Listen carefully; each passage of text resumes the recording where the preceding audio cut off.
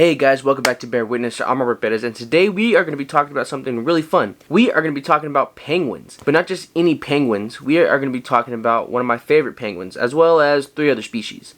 So there are a total of 28 species of penguin. Now I have worked with 4.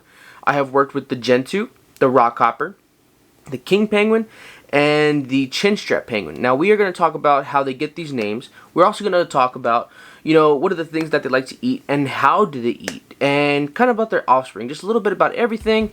So without further ado, let's get into it.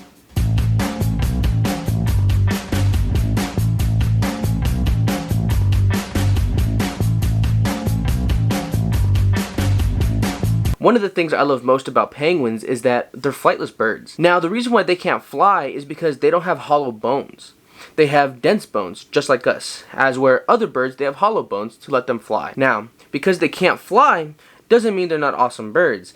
These birds can swim up to 25 miles an hour in the water. That's astonishing, isn't it? The king penguin can dive down to 1,000 feet.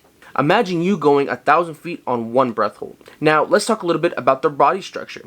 We talked how they can't fly because of their bones, how they can go down deep, but let's get into their actual body makeup. So they have a thing called upright feathers, where their feathers go opposite. This allows them to trap in air between their blubber and that first layer of feathers. Now, if you ever see a penguin swimming, you see these bubbles coming out of them. That is that air that they put on themselves inside, so when they go down, it helps with their buoyancy. A lot of people think, oh, it's because they're swimming so fast, it causes oxygen because of the water, it's H2O. No. They will go up to the surface and pluck at themselves, trapping air inside. Now, many aquariums and many zoological facilities have a thing called animal ambassadors. This is where animals are more friendly with humans and they go out and teach people about education, stuff like that. So certain people have penguins, and what the penguins will do is that they will trap their air underneath them. So when they go out and they get a little bit hot, they'll lay down and fluff themselves out and allow that air to cool themselves down. That's really astonishing, right? Now, my favorite penguin is the Rockhopper. So how does it get this name? Well, the Rockhopper looks like this. Now, that is me holding a Rockhopper. Like the hair, it looks always mad. That's just something that I find amazing. One of the most amazing things about this little penguin is that its eyes will come out yellow when it's born, but turn completely red when it matures into adulthood and not turn back. That's amazing. One of its other reasons why it's called the Rockhopper is that it can jump its height vertically. It's pretty cool. Now, one of the other species that I have worked with is a Gentoo penguin. Now, a Gentoo penguin gets his name a little bit differently.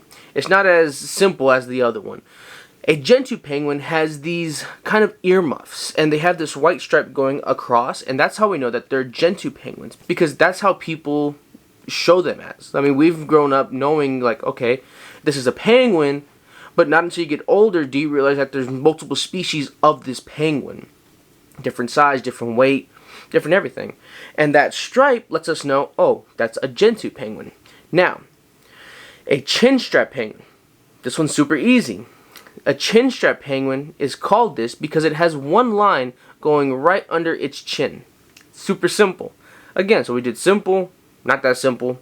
This one's simple. So whenever you see a penguin with a line underneath, you know it's a Chinstrap penguin. Now, the 4th penguin is a king penguin. So there's the emperor king penguin that's huge, but then there's the king penguin. And right here, that's a king penguin. Now, I'm about 5'6", but these penguins will come up right above my stomach line. Is that what I want to say? Like, they're about different heights. On that picture, I was kneeling down, but as you can see the mass of these penguins, they weigh about 90 pounds. So they're like a toddler, and they definitely let you know that they are there. One of the amazing ways on how they eat is that if you can see these lines, it helps them swallow the fish whole.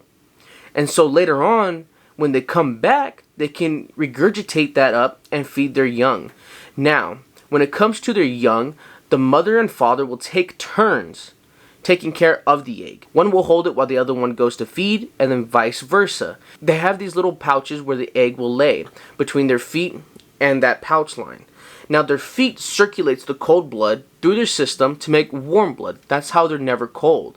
So pretty much they're incubating that egg between their feet and that pouch. Now penguins mate for life. So if their mate dies, they'll never mate again. Now how these penguins start to become mates is that they will find these things called love stones. And they will build nests. But they will take this love stone, the male will, to the female. If the female likes it, you are her mate. If she doesn't, you have to go find the rock until she finds it. But if you chance getting the wrong rock the first time, then another penguin can come in and swoop it and take your mate. So it's very stressful for these penguins to find the perfect one the very first time. So it's kind of like us. When we want to ask someone to marry us, we will go find the perfect ring, the perfect stone, the perfect rock. So those are a little bit of things that I like to put in comparison between us and them. But for now, guys, that was just a short video of me explaining to you on what my favorite penguin is. Now, I want to know y'all. So just drop it in the comments below or on my social media and let me know. Y'all have a great day. This is Bear Witness. I'm Robert Perez. Bye.